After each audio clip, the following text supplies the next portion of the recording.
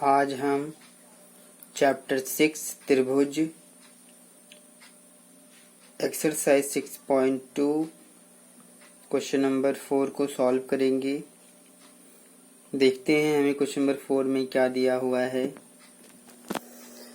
इसमें कहा गया है क्वेश्चन नंबर 4 में कि आकृति है हमारे पास एक इसमें बनी हुई, ये आकृति है DE समांतर है AC के और DF समांतर है AE। सिद्ध कीजिए ये हमें सिद्ध करना है।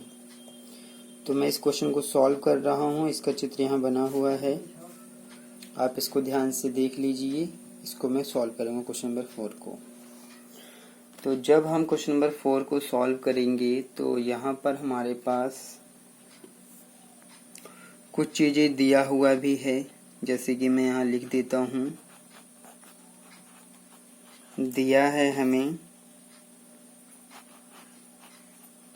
DE समांतर है AC की और DF समांतर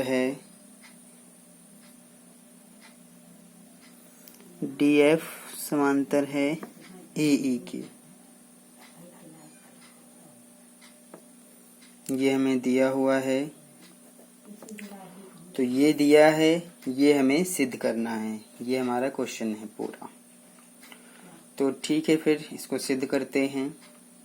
तो जब हम इसको हल करेंगे तो यहाँ पर हमें जो दिया हुआ है ये चीज़ दिया है, और जो सिद्ध करना है कि BF बटे में FE बराबर है BE बटे में EC के। ऐसा है, ये हमें दिखाना है, जो कि इस त्रिभुज के अंदर है। अगर हम इस त्रिभुज को ध्यान से देखें तो इसमें हमें ABC ये दिया है। इसमें कि जो DF है वो AE के समांतर है और DE जो है वो AC के समांतर है। तो हमें जो दिया है हमें उसी से ही इसको सिद्ध करना है। तो ये जो DE और AC दिया हुआ है, ये चीज़ DE और AC, इसको हमें समझना है कि ये कौन से त्रिभुज में हमें मिलेगा। तो DE और AC को अगर आप ध्यान से देखें तो ये हमें मिलेगा, कौन से त्रिभुज में मिल जाएगा। और हमें जो सिद्ध करना है BF बटे में FE बराबर है BE बटे में EC। ठीक है, तो हम सिद्ध करते हैं। तो इससे हम पहले इसको लेते हैं। तो ये हमें जो दिया है वो दिया है D समांतर AC। तो हम पहले लिखेंगे कि त्रिभुज ABC में, हमने ABC त्रिभुज लिया है, इसके अंदर हमें DE समांतर AC ये तो हमें दिया हुआ है। तो अगर ये हमें दिया हुआ है तो हमारे पास जो थेल्स प्रमेय होती है वो भी हमें कुछ बताती है। क्या बताती है कि अगर ABC में DE समांतर AC के ऐसा है, तो जब आप थेल्स प्रमेय लगाएंगे इसके अंदर, ABC के अंदर, तो ये क्या बनेगा, इसको आप ध्यान से समझिए। आप देखेंगे कि AD बटे में DB, AD बटे में DB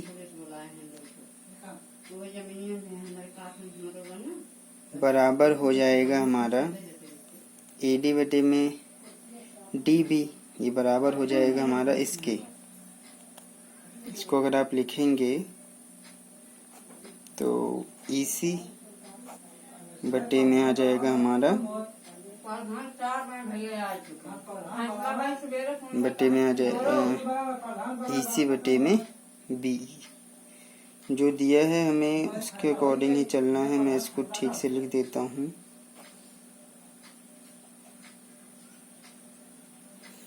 तो ये जो मैंने लिखा है ये थेल्स प्रमेय है। अगर आप इसको ध्यान से देखेंगे तो आपको ये दिखाई भी देगा। आप इसको देख सकते हैं, AD बटे में DB बराबर है EC बटे में EB के। थेल्स प्रमेय है क्योंकि D जो है वो AC के समांतर है, इसलिए ऐसा किया गया है। तो जब हम ऐसा करेंगे तो ये हमारा रहेगा समीकरण 1। अब हम समीकरण 2 लेते हैं, मतलब दूसरा त्रिभुज बनाते हैं। जो हमें ये दिया है इससे हम दूसरा त्रिभुज लेंगे और ये हमें किस में दिया है वही त्रिभुज लेना है। तो पहले इसको देखते हैं कि DF समांतर है AE के, तो DF AE के समांतर है, तो ये हमें त्रिभुज मिलेगा ABE, तो इसी को लेना पड़ेगा। तो यहाँ लिखेंगे त्रिभुज, यहाँ पर लिखेंगे त्रिभुज ABE में। तो जब हम ABE त्रिभुज लेंगे तो इसके अंदर हमें क्या दिया है, इसमें हमें दिया है कि जो DF है वो समांतर है किसके, AE के, ऐसा हमें दिया हुआ है। तो जब ये दिया है तो आप यहाँ थेल्स प्रमेय लगाइए। तो जब थेल्स प्रमेय आप लगाएंगे तो आपको फिर से जो है इसके अंदर AD बटे में DB बराबर मिलेगा ये वाला FE बटे में BF। तो ये जो मैंने लिखा है ये भी थेल्स प्रमेय है, बस आप ध्यान से देखिए कि ये त्रिभुज है हमारा और DF जो है वो AE के समांतर है। तो ये बटे में ये बराबर आ जाएगा ये बटे में ये भी हमारा एक हिसाब से थेल्स प्रमेय ही यहाँ पर भी प्रयोग कर रहे हैं। तो जब आप इसको आगे देखेंगे तो यहाँ पर आप लिख दीजिए ये जो किया है ये भी थेल्स प्रमेय है। तो ये आपका दूसरा समीकरण हो गया। तो अब आप लिखिए समीकरण 1 व 2 से। तो आप देखेंगे कि ये जो हमारा AD बटे में DB है वो किसके बराबर है, इसके बराबर है। यहाँ पर भी अगर आप ध्यान से देखेंगे तो AD बटे में DB इसके बराबर है, इसके। तो जब ये चीज इसके बराबर है तो आप समीकरण 1 और 2 से इसको जो है इसके बराबर लिख सकते हैं। तो यहाँ पर मैं लिखूंगा समीकरण 1 और 2 से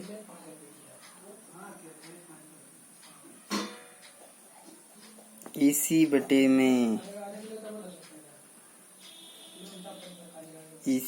में BE बराबर FE बटे में BF, ये बन गया। अब हमें जो सिद्ध करना है उस पे ध्यान देते हैं कि ये हमारा उस रूप में दिख रहा है कि नहीं। अच्छा, यहाँ पर अगर आप ध्यान से देखेंगे तो BF बटे में FE ये पहले है और बाद में है BE बटे में EC। तो आप ऐसे लिख सकते हैं, कोई बात नहीं है, आप इसको पहले लिख दीजिए, इसको बाद में लिख दीजिए। तो ये आ जाएगा FE बटे में BF बराबर EC बटे में BE। हमने इसको पहले लिख दिया, इसको बाद में लिख दिया, आप ऐसा लिख सकते हैं, कोई दिक्कत नहीं। अब फिर से आप देखिए कि क्या यहाँ पर और आप देखेंगे BF ऊपर है या FE नीचे है, और यहाँ पर EC नीचे है और EC ऊपर है और BE नीचे है। तो आप इसको ऊपर नीचे इन्वर्स कर सकते हैं। तो जब आप इसको रेसिप्रोकल करेंगे तो ये ऊपर चला जाएगा, ये नीचे आ जाएगा। तो आप देखेंगे कि BF को ऊपर कर दिया, FE को नीचे लाएंगे। इसी प्रकार से यहाँ पर भी करेंगे, B को ऊपर ले जाएंगे, EC को नीचे लाएंगे। तो कुछ नहीं किया है, बस जो हमें सिद्ध करना था उसको लाने के लिए इसको रेसिप्रोकल कर दिया। तो BF ऊपर जाएगा और FE नीचे आएगा। यहाँ पर भी B ऊपर चला गया, EC नीचे आ गया। तो अब अगर आप ध्यान से देखेंगे कि ये जो आया है, जो हमें सिद्ध करना था वही मिला है। बस आपको बड़े ध्यान से यहाँ पर इन सब का प्रयोग करते हुए, थेल्स प्रमेय का प्रयोग करते हुए ये चीज़ें आपको सिद्ध करके दिखाना है। और ये जो भुजाएं हैं, भुजाएं आपको क्वेश्चन के अकॉर्डिंग लेना है। जैसे यहाँ पर अगर EC लिया गया है तो आप EC ही लिखिए। अगर CE लिख देंगे तो सही तो रहेगा ही, लेकिन फिर भी थोड़ा सा देखने में लगेगा कि ये अलग है, लेकिन है वही चीज़ कि अगर आप बी ई को ई भी लिख देंगे तब भी कोई बात नहीं है, लेकिन फिर भी थोड़ा सा वही दिखे, इसलिए हम क्वेश्चन में इसको वैसे ही लिखेंगे जैसे कि सवाल में दिया हुआ है। इसलिए मैंने बिल्कुल वैसे ही यहाँ पर भी लिखा है। अगर ईसी था तो मैंने ईसी लिया है, अगर बीई है तो बीई लिखा है, एडी है तो एडी लिखा है। जिसकी जैसी ज़रूरत है उसी हिसाब से आप इसको लेते जाइए, ये क्वेश्चन सॉल्व हो जाएगा। तो इस तरह से हमारा आप देखेंगे कि जो हमें सिद्ध करना था वही बन गया है। तो 2 बार त्रिभुज लेना है, एक बार ए बी सी लेंगे जिसमें कि हमें जो दिया है समांतर उसका प्रयोग करके पहला समीकरण बना देंगे, और फिर जो दूसरा दिया हुआ है दूसरा त्रिभुज लेके 2 बार में ये सॉल्व हो जाएगा। अब हम क्वेश्चन नंबर 5 को सॉल्व करते हैं। देखते हैं क्वेश्चन नंबर 5 में क्या दिया है। क्वेश्चन नंबर 5 में कहा गया है कि आकृति जो 6.20 है, ये वाली आकृति इसकी दी हुई है, आप इसको ध्यान से देख लीजिए। इसमें कह रहा है कि डी समांतर है ओ क्यू के और डी एफ समांतर है ओ आर के। तो दर्शाइए कि ई एफ समांतर है क्यू आर के। तो ये हमें दर्शाना है। तो ठीक है, इसको सिद्ध करते हैं। तो मैंने यहाँ पर इसका चित्र तो बना दिया है, फिगर इसका बना दिया है। अब इसको जो दर्शाना है और जो दिया है उसको लिखते हैं। तो जब आप इसको हल करेंगे तो इसमें हमें दिया हुआ है, जो दिया है पहले मैं वो लिख देता हूँ। दिया है कि क्या दिया है, इसमें दिया है डीई समांतर है ओ क्यू के, डीई समांतर ओ क्यू है, और भी हमें दिया है डी एफ समांतर ओ आर, इतना हमें दिया है। और जो दर्शाना है यानी कि जो सिद्ध करना है, चलिए मैं दर्शाइए लिख देता हूँ। दर्शाना है कि क्या दर्शाना है कि जो ई एफ है वो समांतर है क्यू आर के, ये हमें दर्शाना है। तो इतना हमें दिया है, ये दर्शाना है। तो इसको दर्शाते हैं। यहाँ पर हम जो हमारा थेल्स प्रमेय था उसका विलोम का प्रयोग करेंगे। थेल्स प्रमेय का विलोम प्रयोग करना है। मैं इसको आपको बताऊंगा कि ये कैसे किया जा रहा है, आप इसको समझिए। पी क्यू आर एक त्रिभुज है, ठीक है, और यहाँ पर हमें जो दिया है उसके अनुसार ही हमें चलना है। तो जब आप इसको यहाँ पर देखेंगे कि पहला जो दिया है उसको लीजिए। जो दिया है डी समांतर ओ क्यू, तो ये रहा डी, ये रहा ओ क्यू। तो डी और ओ क्यू किस त्रिभुज में मिलेगा, ये हमें मिल जाएगा त्रिभुज पी क्यू ओ में मिल जाएगा। तो इसी त्रिभुज को ले लेते हैं। तो यहाँ पर लिखेंगे त्रिभुज पी क्यू ओ में।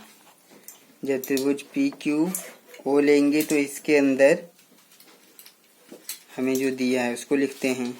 इसमें दिया है कि जो डी ई है वो समांतर है ओ क्यू के, ये दिया है। तो जब ये दिया हुआ है तो यहाँ पर थेल्स प्रमेय लगाइए।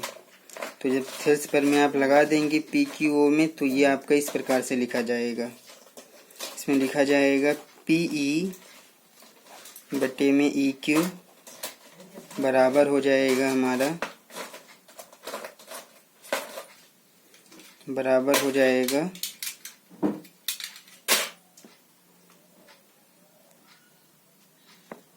पी डी बटे में डी ओके। आप इस फिगर से इस चीज़ को देखेंगे तो ये जो लिखा गया है ये आपका थेल्स प्रमेय है, थेल्स प्रमेय है ये। और ये आपका फर्स्ट इक्वेशन तैयार हो गया है, पहला समीकरण मैंने लिख दिया है। इसी प्रकार से अब जो दिया है उससे हम दूसरा समीकरण बनाएंगे, यानी कि दूसरे त्रिभुज को देखेंगे उसमें। तो दूसरा दिया है, इसमें क्या दिया है, दूसरा दिया हुआ है डी एफ समांतर है ओ आर के। तो अगर ये डी एफ समांतर ओ आर रहेगा तो इसके लिए हमें दूसरा त्रिभुज लेना पड़ेगा। तो अब आप यहाँ पर लिखेंगे त्रिभुज PRO में जब आप PRO लेंगे तो इसके अंदर हमें क्या दिया है, इसमें दिया है कि जो DF है वो समांतर है किसके, DF समांतर है OR के, ऐसा दिया हुआ है क्वेश्चन में, हमें ये दिया है। तो अब अगर ये दिया है तो थेल्स पर में लगाइए यहाँ पर भी, तो आप लिखेंगे, आप यहाँ पर लिखेंगे PF बटे में FR बराबर होगा PD बटे में DO के। तो ये आपका थेल्स पर में है, थेल्स पर में है ये आपका। तो यह आप इक्वेशन 2 बना लेंगे।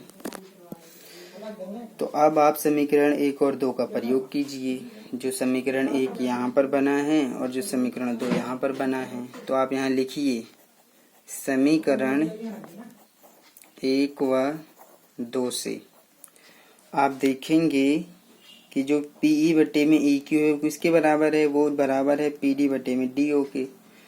तो यहाँ पर भी अगर आप देखेंगे समीकरण 2 में, तो PF बटे में FR बराबर है PD बटे में DO। तो ये जो PD बटे में DO और ये वाला PD बटे में दोनों बराबर है।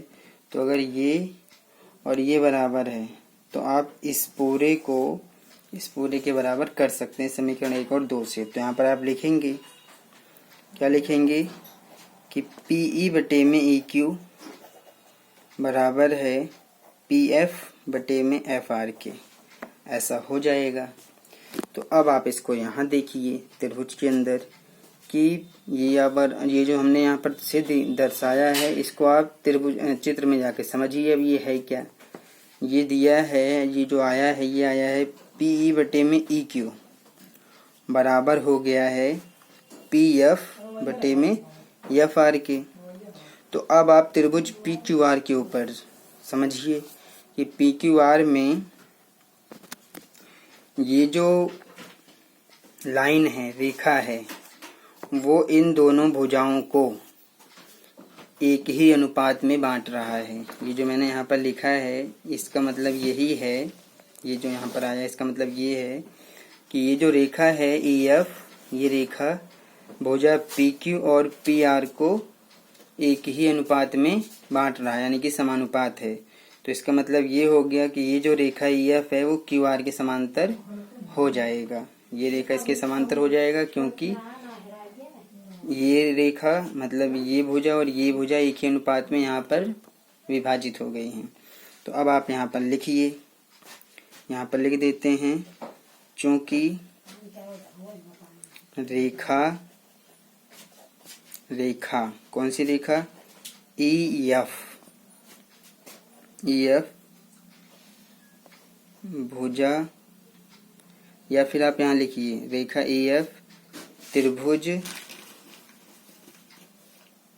त्रिभुज PQR में, रेखा EF त्रिभुज PQR में भुजा या भुजाएं PQ और PR को एक ही अनुपात अर्थात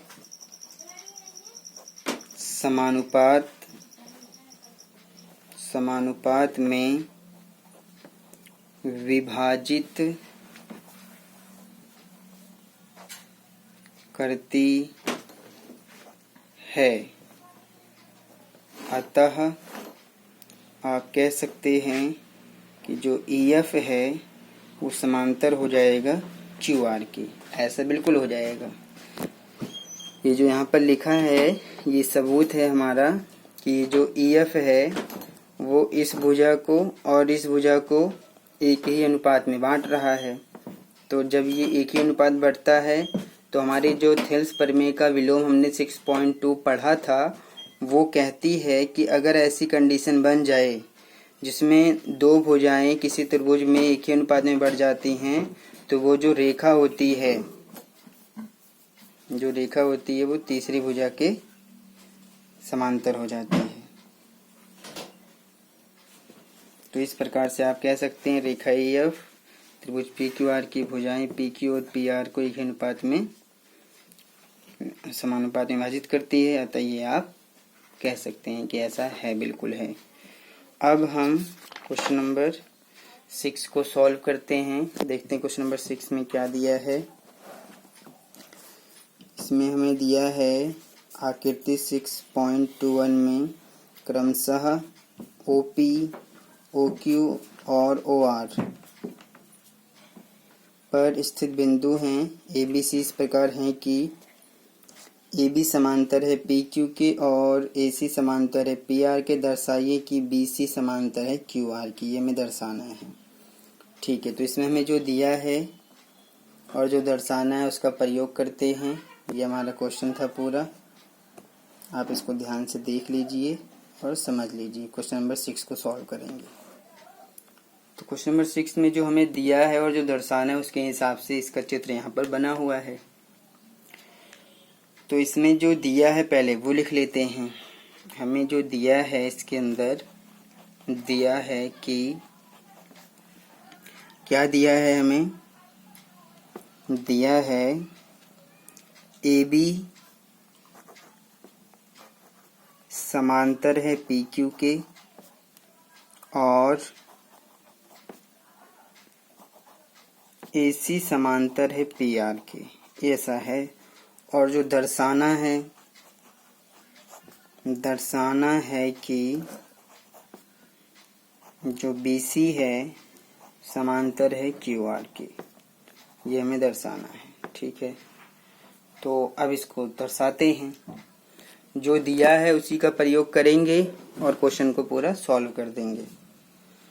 तो यहाँ पर भी हम 2 समीकरण बनाएंगे। जब आप इसको हल करेंगे तो पहले आप देखिए ये जो दिया है ये किस त्रिभुज में हमें मिलेगा। तो आप देखेंगे AB समांतर है PQ के, तो ये रहा AB समांतर PQ। तो इसके लिए कौन सा त्रिभुज लेंगे? इसके लिए हम त्रिभुज लेंगे त्रिभुज POQ में। तो इसको आप लिखेंगे त्रिभुज POQ में हमें क्या दिया हुआ है? हमें दिया है कि ये जो AB है वो समांतर है PQ के। और अगर ऐसा है, ये आपको दिया है, तो यहाँ पर अब आप थेल्स प्रमेय लगाइए। तो जब आप थेल्स प्रमेय लगाएंगे तो यहाँ पर आप प्रयोग कीजिए थेल्स प्रमेय का। तो आप यहाँ क्या लिखेंगे? आप लिखेंगे यहाँ पर कि PA बटे में AO बराबर हो जाएगा QB बटे में BO के। ये जो लिखा गया है थेल्स प्रमेय है। आप यहाँ पर लिख दीजिए कि थेल्स प्रमेय, और ये हमारा पहला समीकरण रहेगा। इसी प्रकार से और यहाँ पर दूसरा त्रिभुज लेते हैं। दूसरे त्रिभुज के लिए हम क्या करेंगे? दूसरा जो दिया है उसको लेते हैं। अब दिया है AC समांतर PR, यानी कि AC समांतर PR, तो त्रिभुज कौन सा लेंगे? हाँ, हम लेंगे POR, क्योंकि जो दिया है उसी त्रिभुज को लेना है। तो त्रिभुज POR में इसमें क्या दिया है? इसमें हमें दिया है कि जो AC है हमारा वो समांतर है किसके? PR के। ये हमें दिया हुआ है। तो अब अगर ऐसा है तो यहाँ पर आप थेल्स प्रमेय लगाइए। तो जब इसको थेल्स प्रमेय लगाएंगे तो यहाँ पर आप देखेंगे कि PA, यहाँ पर आप देखेंगे PA बटे में AO बराबर है CR बटे में CO के। ये भी आपका थेल्स प्रमेय है। लिख दीजिए कि ये भी जो लिख रहे हैं ये भी थेल्स प्रमेय से लिख रहे हैं और ये समीकरण 2 हो जाएगा हमारा। तो अब हम समीकरण 1 और समीकरण 2 का प्रयोग करते हैं। तो जब ऐसा करेंगे तो हम यहाँ पर क्या लिखेंगे, चलिए देखते हैं। समीकरण 1 व समीकरण 2 से, तो समीकरण 1 में हमें जो दिया है वो दिया है ये पी ए बटे में ए ओ बराबर है क्यू बी बटे में बी ओ के, और फिर बराबर दिया है पी ए बटे में ए ओ बराबर है सी ओ बटे में सी आर बटे में सी ओ के।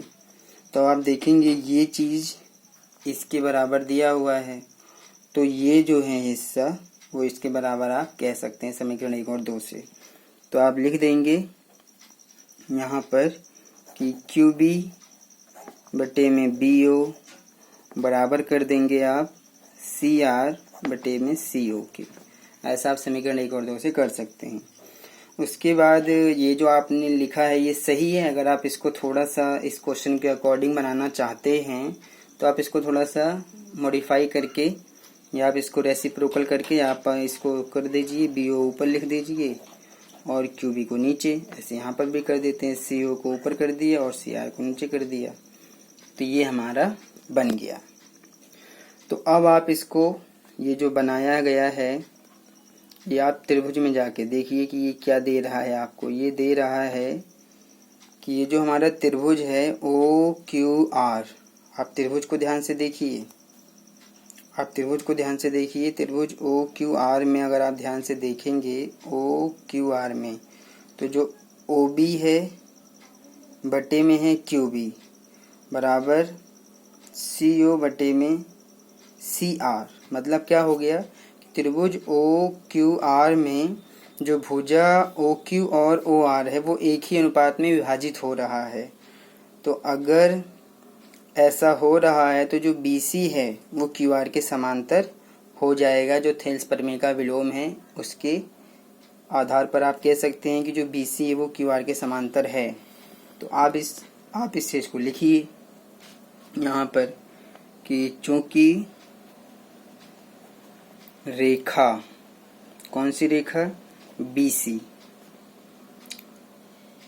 त्रिभुज ओ क्यू आर में भुजाएं, कौन सी भुजाएं, ओ क्यू तथा ओ आर एक ही अनुपात में विभाजित हैं। अगर ऐसा है तो इसका मतलब आप कह सकते हैं कि जो BC है वो समांतर हो जाएगा QR के, बिल्कुल ऐसा हो जाएगा। तो इसी ये जो हमने लिखा है ये है थेल्स प्रमेय का विलोम जो 6.2 है उसके आधार पर हम कह रहे हैं कि जो BC है वो QR के समांतर हो जाएगा। और ये थोड़ा सा क्वेश्चन सिद्ध करने वाले मैं करवा रहा हूँ, आपको इसमें ज़्यादा ध्यान और दिमाग लगाने की ज़रूरत है, तब जाके ये समझ में आता है और इसको आसानी से किया जा सकता है।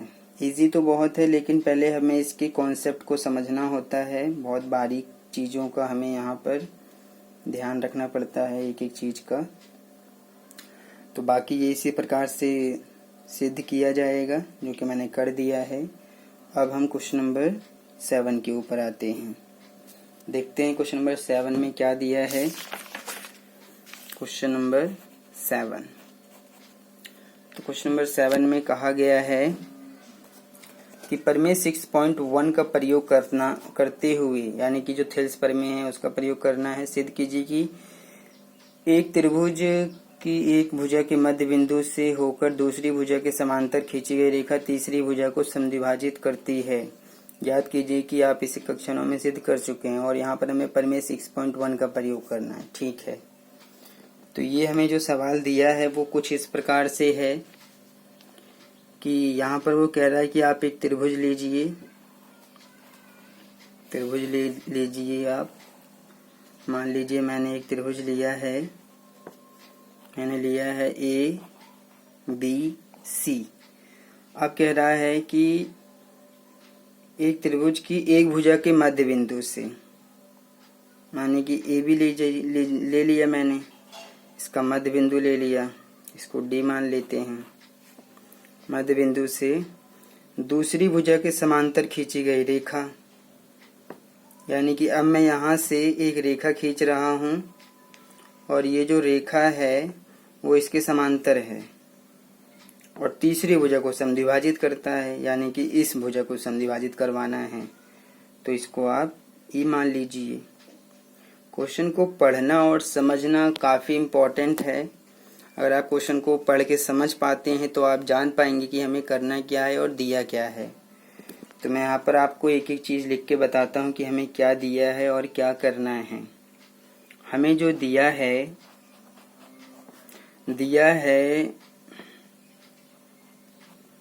त्रिभुज ABC दिया है, और त्रिभुज ABC में बल्कि और भी दिया है कि जो बिंदु D है वो भुजा AB का मध्य बिंदु है, मध्य बिंदु है। साथ में और दिया है कि जो DE है वो समांतर है BC के, ये भी हमें दिया हुआ है। और वो कह रहा है कि सिद्ध कीजिए, यानी कि हमें जो सिद्ध करना है, मैं वो उसके आगे लिख रहा हूँ। सिद्ध करना है कि, क्या सिद्ध करना है कि ये जो बिंदु E है वो AC को दो भागों में यानी कि समद्विभाजित करता है, यानी कि सिद्ध करना है कि E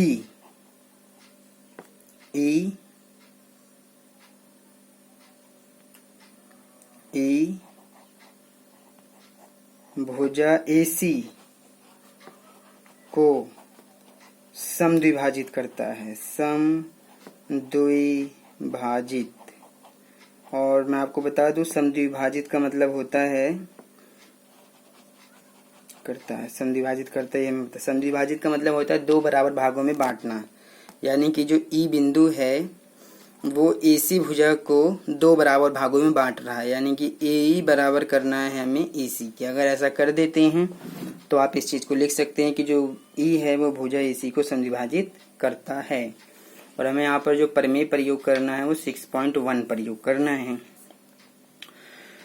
तो अब इसको हल करते हैं। तो यहाँ पर लिखेंगे चूंकि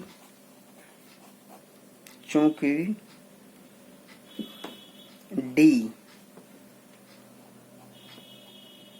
भुजा AB का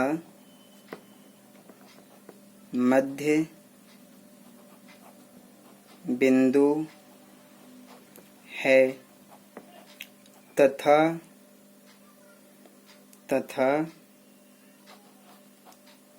DE समांतर है BC की। ऐसा है, बिल्कुल है ऐसा।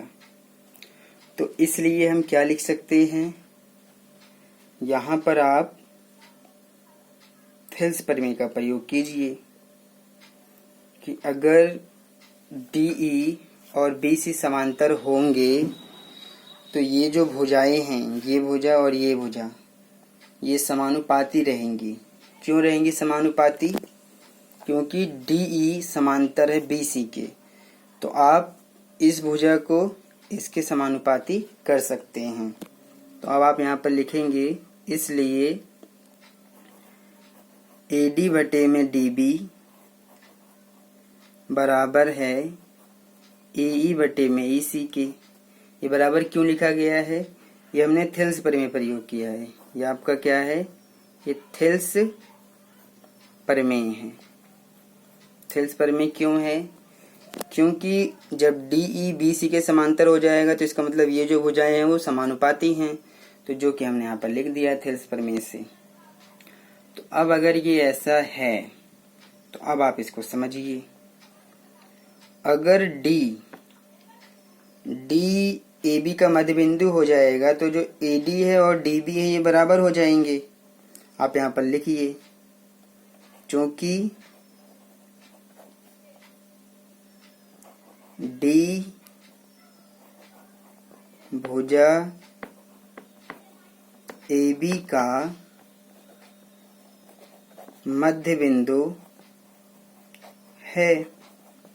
इसलिए आप लिखिए कि जो AD है वो बराबर हो जाएगा DB के। बिल्कुल ऐसा हो जाएगा, ऐसा है। तो अब अगर ऐसा है तो आप इसको जो है ऐसे लिखेंगे, AD और DB की जगह पर क्या लिख देंगे, AD लिख देंगे। क्यों लिख देंगे, क्योंकि दोनों बराबर हैं। जब ये दोनों बराबर हैं तो आप DB की जगह पर यहाँ पर AD लिख सकते हैं। तो बराबर आ जाएगा AE बटे में EC के। तो अब ये कट के एक आएगा और ये आपका AE बटे में EC बन जाएगा। इसके नीचे एक लगा, क्रॉस मल्टीप्लाई करेंगे तो आप देखेंगे कि EC बराबर आ जाएगा AE के। तो अब आप ध्यान से देखिए कि जब EC और AE बराबर आ जाएगा तो ये दोनों बराबर कब होंगे, अगर ये दोनों बराबर हो गए तो जो E है वो EC का मध्य बिंदु हो जाएगा। तो अब आप लिखिए यहाँ पर कि अगर ये दोनों बराबर हैं तो E भुजा AC का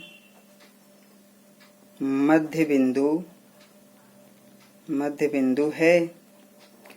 अब अगर E भुजा AC का मध्य बिंदु है तो आप कह सकते हैं अतः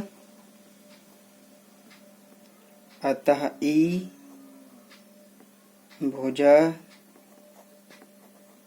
AC को समद्विभाजित करता है।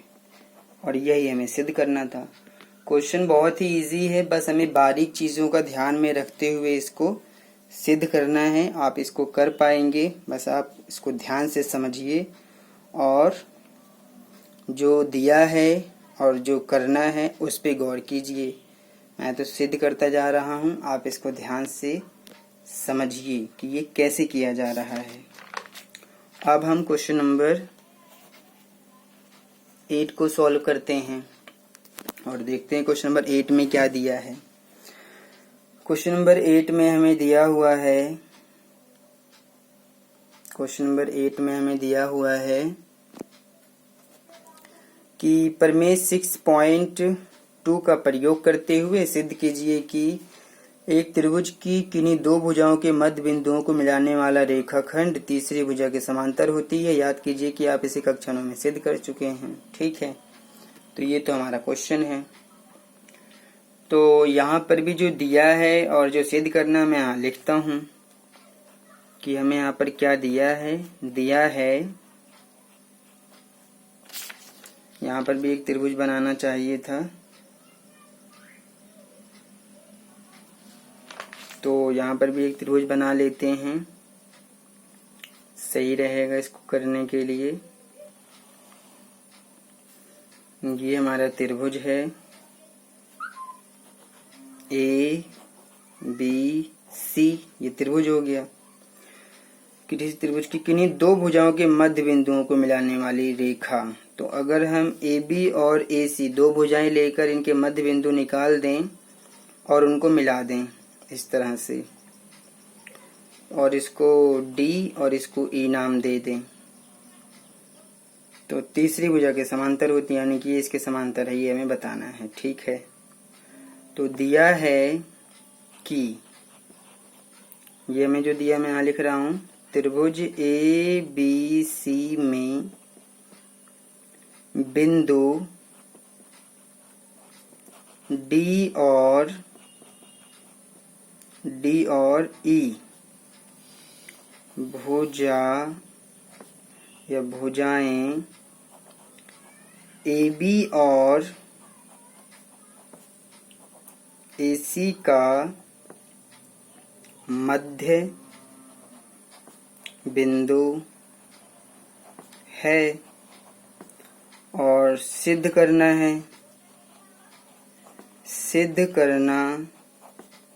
है कि DE समांतर है BC के। यानी कि जो ये रेखा है, ये जो मध्य बिंदुओं को मिलाने वाली रेखा है वो तीसरी भुजा के समांतर है, यानी कि डी समांतर BC हमें करना है। तो ठीक है, इसको करते हैं। यहाँ पर लिखेंगे हम, चूंकि बिंदु D भुजा AB का मध्य बिंदु है। अब अगर ये मध्य बिंदु है, तो आप यहाँ पर लिखिए कि जो AD है वो बराबर होगा DB के बराबर होगा, बिल्कुल होगा। अब अगर ये दोनों बराबर हैं और आप इसको बटे में लिख दें, AD बटे में DB के, सॉरी ये DB है तो ये बराबर 1 आएगा। आप इस बात को समझिए ध्यान से, ये मैंने AD बटे में DB लिखा है। अगर AD बराबर DB है, अगर ये दोनों बराबर हैं, तो अगर आप बटे में लिख देंगे, आपने बटे में लिखा है और ये दोनों बराबर हैं, तो कट के क्या मिलेगा आपको? 1 मिलेगा। ये आपको ऐसे लिखना है। ये रहेगा हमारा समीकरण 1। इसी प्रकार से जो बिंदु है, कौन सा बिंदु? बिंदु E भुजा AC का मध्य बिंदु है। तो अगर ऐसा है तो यहाँ पर भी हमें यही मिलेगा। क्या मिलेगा? यही कि जो AE है वो बराबर रहेगा AC के। तो अगर ऐसा है तो आप इसे लिखेंगे कि AE बटे में EC बराबर होगा 1 के, क्योंकि ये दोनों बराबर हैं आपस में। बटे में लिखेंगे तो काट के 1 मिलेगा, तो ये समीकरण 2 रहेगा। तो आप समीकरण 1 और 2 से लिख सकते हैं, समीकरण 1 व 2 से, क्योंकि ये भी बराबर है 1 के और ये भी बराबर है 1 के। तो आप इसको लिख सकते हैं कि ये जो है ये भी इसके बराबर होगा। समीकरण 1 और 2 से आप लिखेंगे कि जो AD बटे में DB है वो बराबर है AE बटे में EC की। ऐसा है, बिल्कुल है ऐसा। तो अगर ऐसा बन जाता है, यहाँ पर ये कंडीशन बनती है, तो अब आप इसको ध्यान से देखिए कि जो AD है बटे में DB बराबर आ गया AE बटे में AC के। तो अब आप थिल्स प्रमेय का जो विलोम है उसको सोचिए कि अगर एक रेखा किसी त्रिभुज की 2 भुजाओं को एक ही अनुपात में विभाजित कर दे, तो जो रेखा होती है वो तीसरी भुजा के समांतर होती है। इस बात को लिख देते हैं। यहाँ लिखेंगे, चूंकि रेखा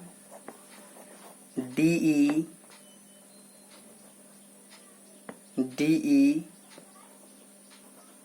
त्रिभुज ABC में, रेखा DE त्रिभुज ABC में भुजाएं AB और AC को एक ही अनुपात में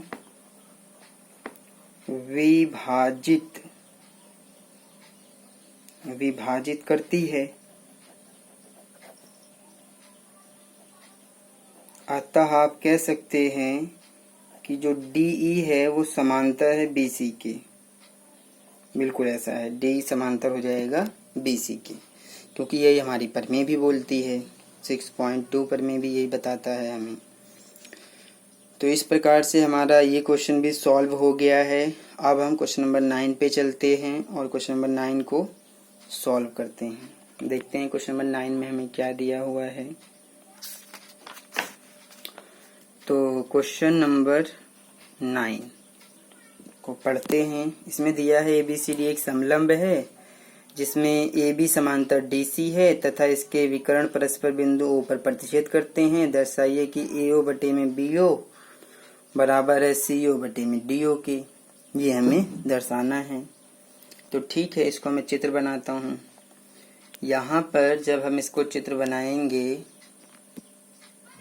तो इसमें हमें एक समलंब दिया हुआ है, तो समलंब बना लेते हैं। समलंब भी एक चतुर्भुज होता है जिसमें सम्मुख भुजाओं का एक युग्म समांतर होता है।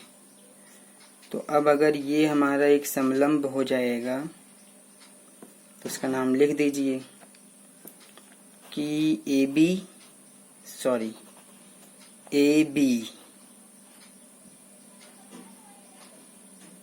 समांतर किसके है? डीसी के समांतर है। तो आप इसको ध्यान से देखिए, हमारे पास जो समलंब है वो ए बी सी डी, ये एक समलंब है। इसमें सम्मुख भुजाओं का ये वाला युग्म समांतर है और ये जो युग्म है ये असमांतर होता है। इस बात का ध्यान दीजिए। तो ए बी सी डी ये इसके शीर्ष हो जाएंगे।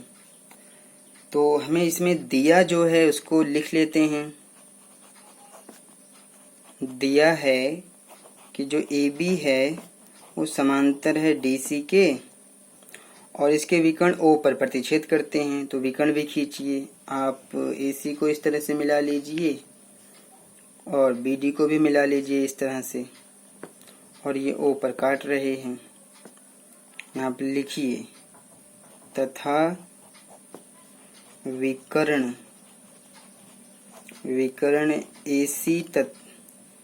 एसी और बीडी एक दूसरे को बिंदु ओ पर प्रतिच्छेद करते हैं, ऐसा भी हमें दिया हुआ है। सिद्ध करना है जो वो लिखते हैं। सिद्ध करना है कि क्या सिद्ध करना है कि ए ओ बटे में बी ओ बराबर है सी ओ बटे में डी ओ के। ये सिद्ध करना है। तो सिद्ध करने के लिए हमें एक रचना भी करनी है। उस रचना को मैं लिख देता हूँ यहाँ पर। इस रचना को करके ही हम इसको हल करेंगे। रचना जो करेंगे यहाँ पर, आप बिंदु ओ से एक रेखा खींचिए। इसको आप ई मान लीजिए। ओ ई समांतर है। आप इस ओ ई को समांतर मान लीजिए किसके? इसको आप समांतर मान लीजिए डी सी के। तो रचना यहाँ पर रहेगी ओ ई समांतर है डी सी के। जब आपकी मर्जी है, आप ओ ई को जो है डी सी के समांतर भी मान सकते हैं या ए बी के समांतर मान सकते हैं। इससे कोई फर्क नहीं पड़ता है, बस आपको एक तरफ मानना पड़ेगा। तो मैंने जो है ओ ई को डी सी के समांतर मान लिया है, ये रचना किया है। तो अब जब इसको हल किया जाएगा तो इसको हल करते हैं। हल करने का क्या तरीका रहेगा, और जो हमें बनाना है मेन फोकस हमें इस पे करना होता है, जो सिद्ध करना है, और क्वेश्चन में जो दिया है उसी का प्रयोग करना होता है। तो यहाँ पर लिखते हैं कि अगर जो है ई ओ डी सी के समांतर है तो आप त्रिभुज ए डी सी को लीजिए। तो यहाँ लिखेंगे त्रिभुज ए डी सी में, त्रिभुज ए डी सी में ले रहे हैं। ये जो हमारा ई ओ है और समांतर है किसके? डी सी के। ये क्या है? रचना से। आप इसको लिखेंगे रचना से, क्योंकि ये हमने रचना की है।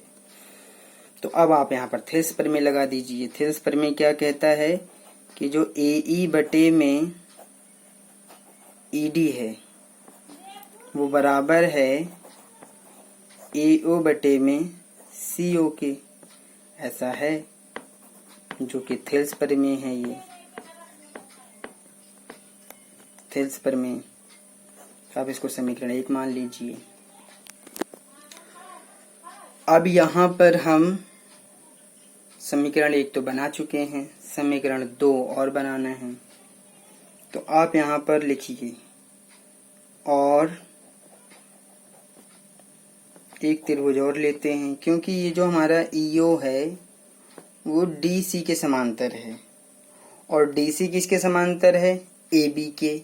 तो जो ईओ होगा वो एबी के भी समांतर रहेगा, क्योंकि एक ही रेखा के समांतर रेखाएं समांतर होती हैं। इस बात को आप ध्यान दीजिए, एक ही रेखा के समांतर रेखाएं आपस में समांतर होती हैं। मतलब अगर AB समांतर DC के है और जो EO है वो DC के समांतर है, तो अगर ऐसा है तो EO AB की भी तो समांतर होगा। तो अब आप इसके लिए कौन सा त्रिभुज लेंगे? जब हम EO को समांतर AB करेंगे तो आप लेंगे त्रिभुज ADB। तो और त्रिभुज ADB में यहाँ पर भी आप लिखिए कि EO समांतर है AB के। यहाँ पर आप क्या बता देंगे? यहाँ पर आप बता देंगे ऐसा हमने इसलिए करा है क्योंकि जो AB है वो समांतर है DC के और जो EO है वो समांतर है DC के, इसलिए हमने ऐसा किया है। ये जो हमने समांतर किया है क्योंकि AB समांतर DC के और जो EO है वो समांतर DC के है, ऐसा इसलिए किया गया है। तो अब अगर आप यहाँ पर भी थेल्स प्रमेय लगाएंगे तो यहाँ पर भी आप लिखेंगे, क्या लिखेंगे कि AE बटे में ED बराबर हो जाएगा BO बटे में DO के। ये भी आपका थेल्स प्रमेय है, थेल्स प्रमेय, और ये रहेगा समीकरण 2। तो अब आप इसको लिखिए कि समीकरण 1 व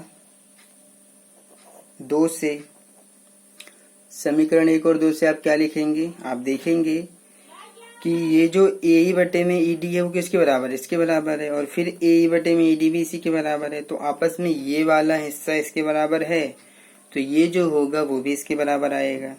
तो आप लिखेंगे समीकरण 1 व 2 से कि जो AO है बटे में CO बराबर आएगा BO बटे में DO के। ऐसा हो जाएगा, बिल्कुल हो जाएगा ऐसा। तो आप देखिए जो हमें चाहिए वो मिला कि नहीं। आप देखेंगे कि अभी हमें नहीं मिला, क्योंकि ये ऐसे दिया हुआ है AO बटे में BO, CO बटे में DO। तो आप इससे बना सकते हैं। आप एक काम कर दीजिए यहाँ पर कि ये जो AO है इसके बटे में BO को लिख दीजिए और बराबर ये जो CO है इसके बटे में DO लिख दीजिए। तो अब हमें जो लाना था वो बन गया।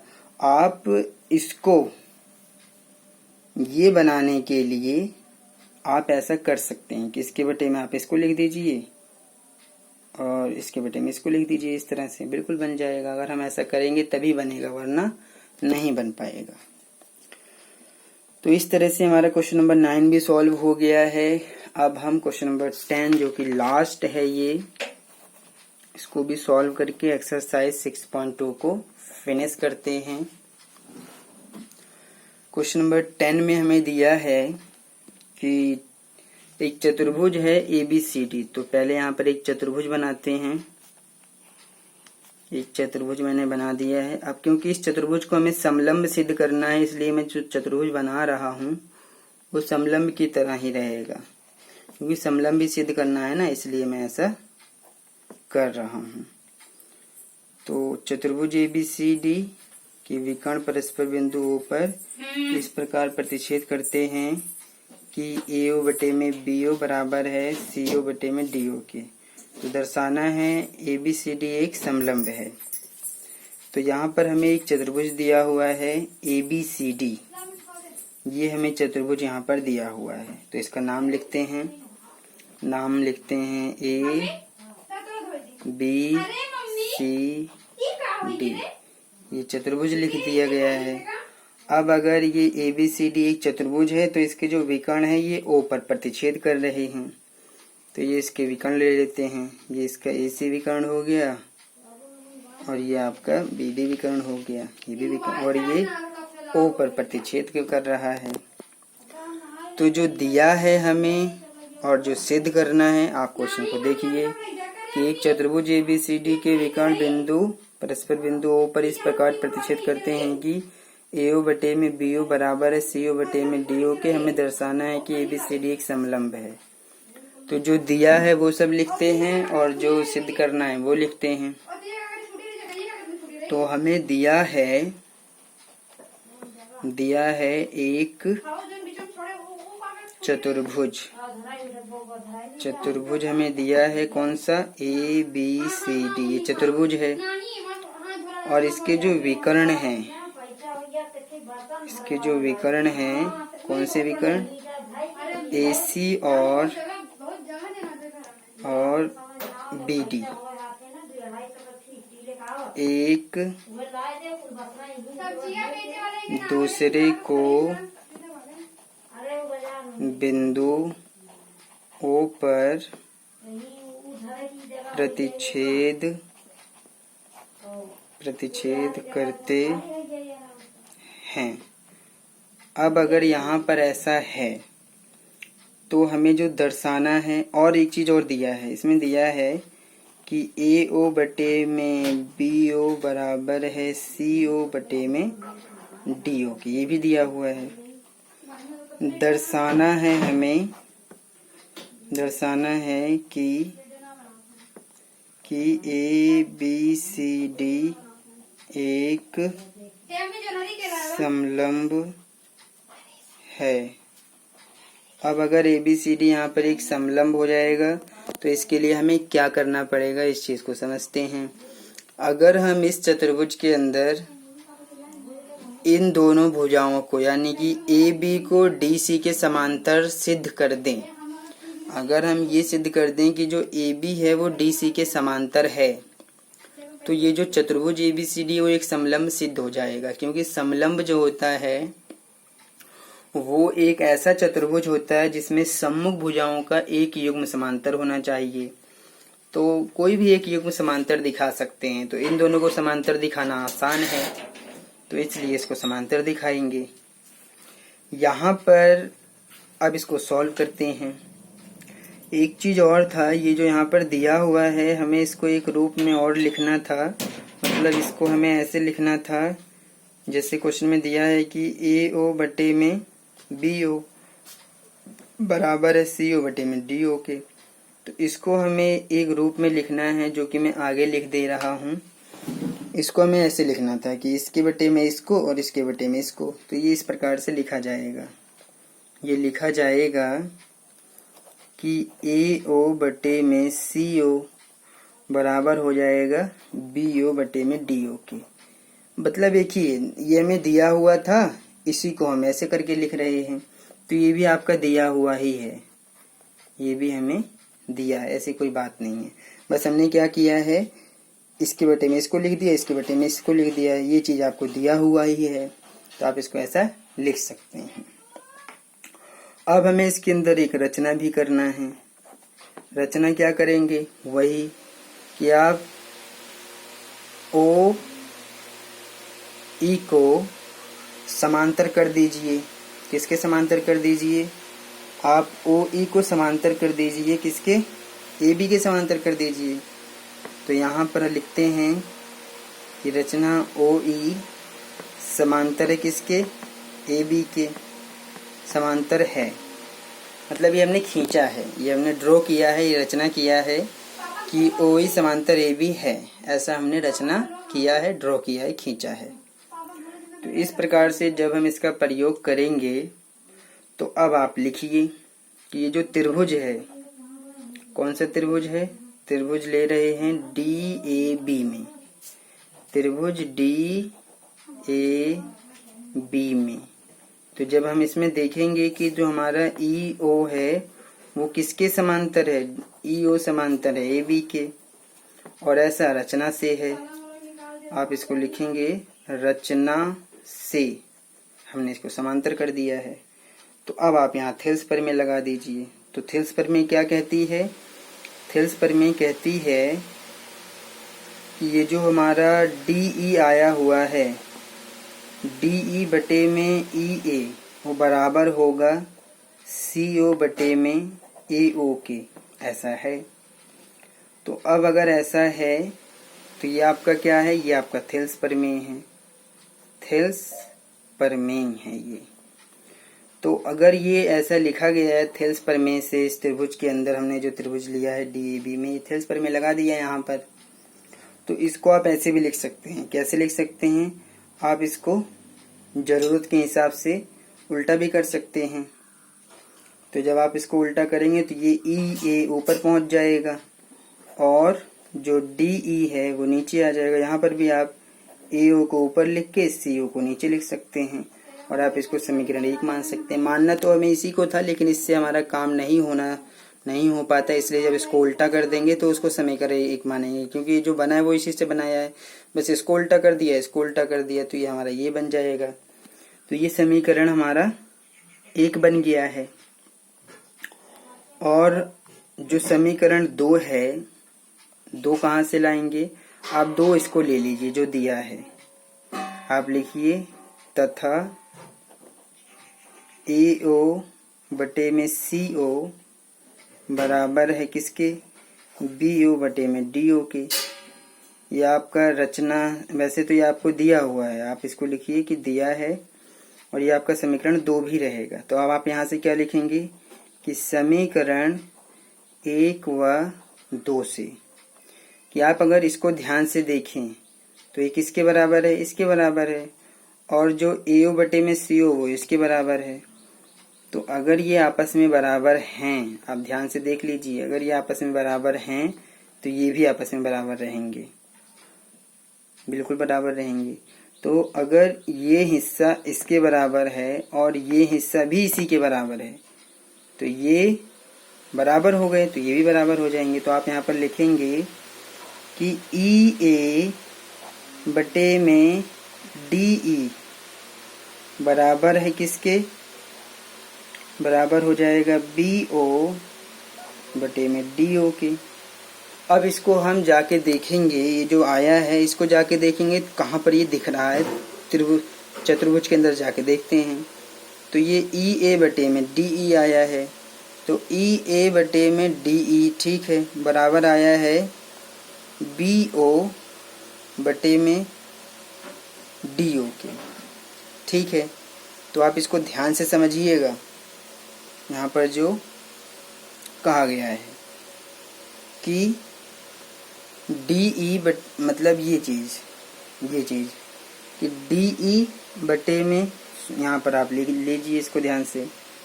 या एक काम करते हैं, थोड़ा सा मैं क्वेश्चन के अकॉर्डिंग इसको, जो हमें क्वेश्चन में चाहिए था उसके अकॉर्डिंग मैं थोड़ा सा इसको ठीक कर देता हूँ। ठीक करने का मतलब ये है कि इसको ऊपर कर देता हूँ, इसको नीचे कर देता हूँ, इसको ऊपर कर देता हूँ, इसके नीचे कर देता हूँ।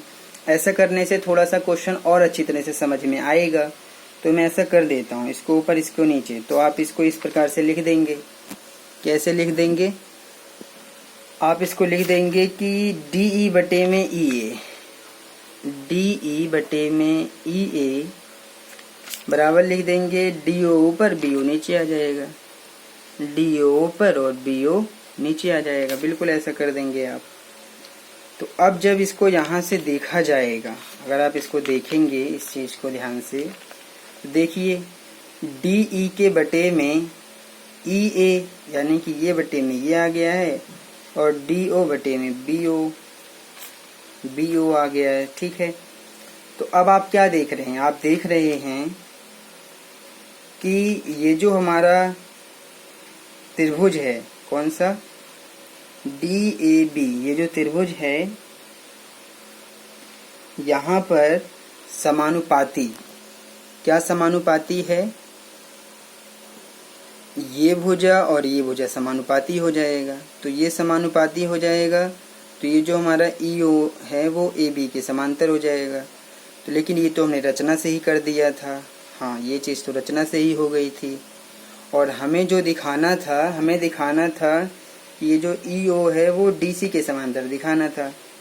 तो ये हम EO को जब DC के समांतर दिखाएंगे तो इसके लिए हमें कौन सा त्रिभुज लेना चाहिए था, हमें त्रिभुज लेना चाहिए था ADC लेना चाहिए था। हाँ, ये यहाँ पर थोड़ा सा गड़बड़ हो गया है, मतलब सॉरी। मैंने यहाँ पर ये जो क्वेश्चन सॉल्व कर दिया है वो DAB को लेके कर दिया है। हमें यहाँ पर जो है, क्योंकि ये EO इसके बराबर तो है, हमें इस EO को DC के समांतर दिखाना था, तो इसके लिए हमें त्रिभुज ADC लेना था। तो मैं माफ़ी चाहता हूँ, मैं इसको आगे फिर से सॉल्व कर दे रहा हूँ। यहाँ से मैं इसको सॉल्व कर देता हूँ, जल्दी से हो जाएगा। अब समझ में आ गया है कि जो त्रिभुज है हमारा वो रहेगा ADC। तो यहाँ पर त्रिभुज रहेगा ADC में। तो जब हमारा ये त्रिभुज रहेगा तो इसके अंदर हमें क्या करना है, इसके अंदर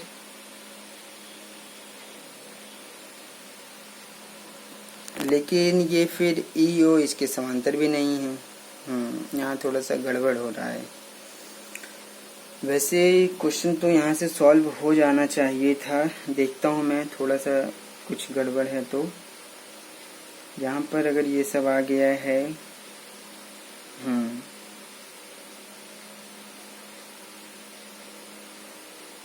तो ये हमें चीज़ दिया हुआ ये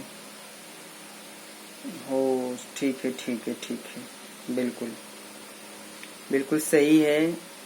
मतलब थोड़ा सा मैं भी भटक गया था क्वेश्चन को देख के, सॉरी इसके लिए। हम बिल्कुल सही जा रहे हैं, बिल्कुल सही कर रहे हैं, ऐसी कोई बात नहीं है। बस थोड़ा सा माफ़ी चाहता हूँ, मैं इसको समझा देता हूँ। हमने बिल्कुल सही किया है, बिल्कुल ठीक है। आप इसको समझ लीजिए प्लीज़। यहाँ पर जो है हमारा, ये दोनों आपस में बराबर हैं, ध्यान दीजिए, ये आपस में बराबर हैं, बिल्कुल बराबर हैं। और ये जो हमारा पहला समीकरण बना था, ये चीज़ बिल्कुल समीकरण 1 है ये, और इसको हमने यहाँ पर रख दिया है, समीकरण 2 मान लिया है।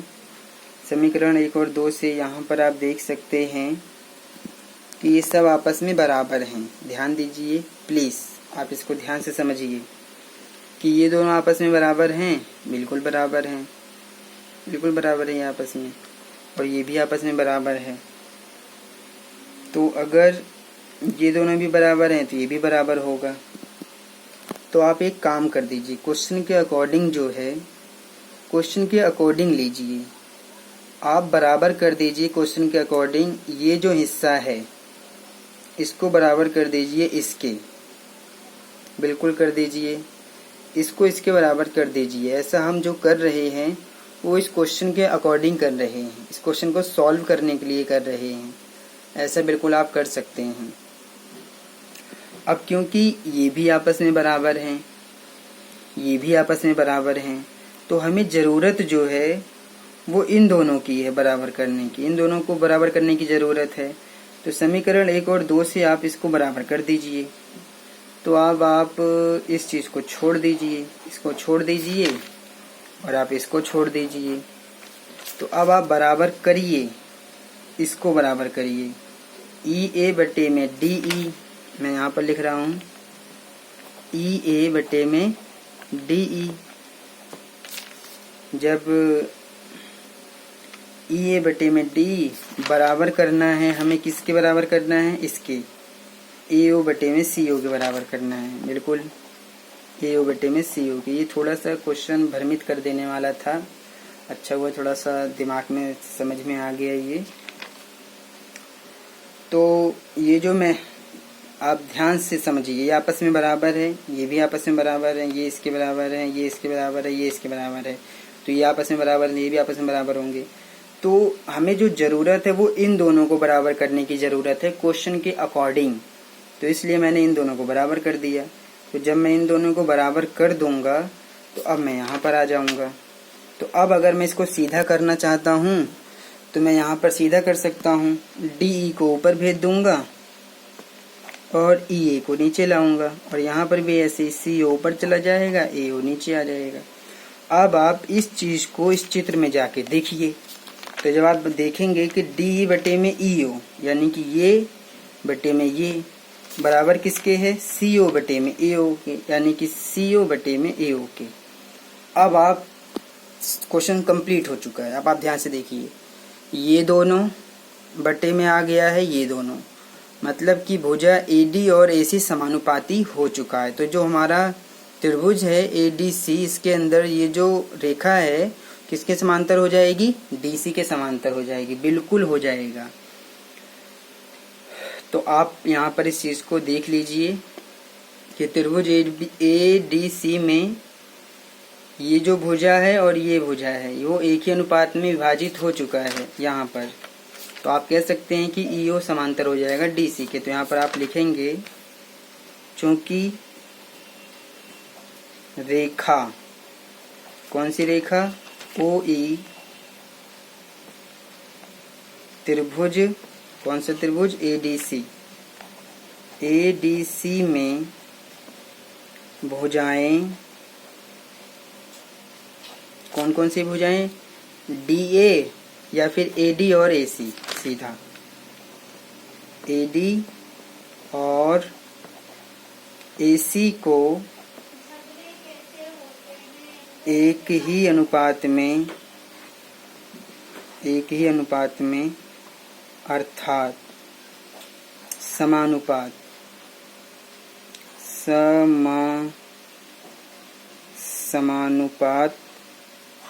में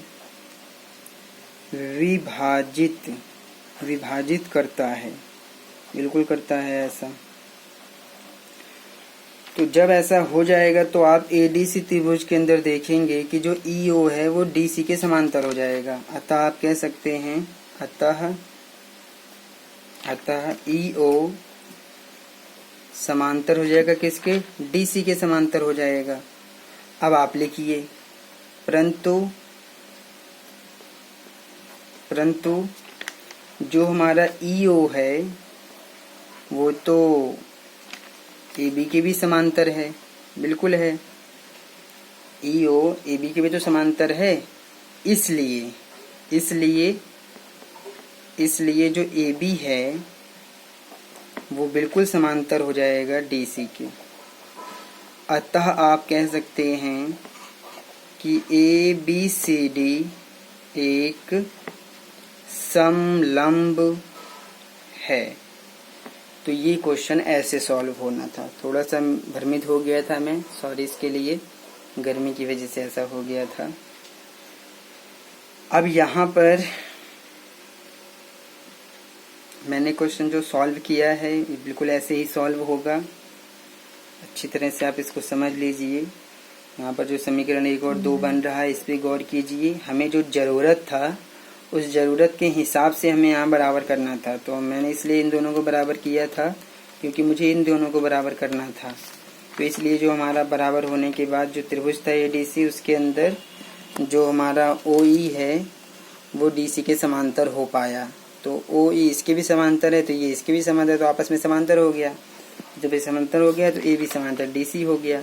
तो जब ये AB समांतर DC हो जाएगा तो अतः ABCD एक समलंब हो जाएगा। तो इस प्रकार से क्वेश्चन है, आप इसको समझ सकते हैं। थोड़ा सा गलती के लिए माफ़ी चाहता हूँ, आप इसको कर सकते हैं। मैंने 6.2 को भी सॉल्व कर दिया है। अब अगली वीडियो में हम 6.3 को सॉल्व करेंगे, जो कि त्रिभुजों की समरूपता पर आधारित रहेगी। और इसमें हम कुछ नियम भी देखेंगे कि जो त्रिभुज की समरूपता की कसौटियाँ होती हैं, जो रूल्स होते हैं, वो कौन कौन से हैं और कैसे किन्हीं दो त्रिभुजों को समरूप किया जाता है, इसके ऊपर बात करेंगे।